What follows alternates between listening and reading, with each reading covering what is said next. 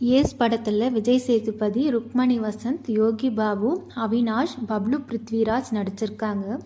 இந்த படத்தில் மியூசிக் யார் பண்ணியிருக்காங்கன்னா ஜஸ்டின் பிரபாகரனும் சாம் சிஎஸும் பண்ணியிருக்காங்க.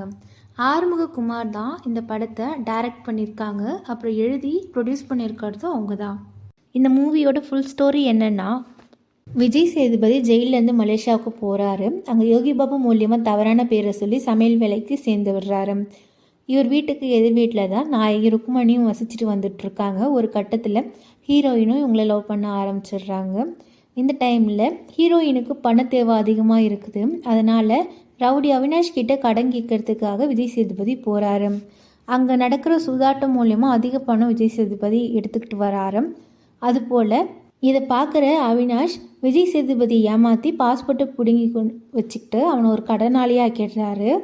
கடைசியில் அவினாஷ் கிட்ட இருந்து விஜய் சேதுபதி பாஸ்போர்ட்டை மீட்டாரா இல்லையா, ஹீரோயினுக்கு பணம் கொடுத்தாரா இல்லையா என்பதுதான் மீதி கதை.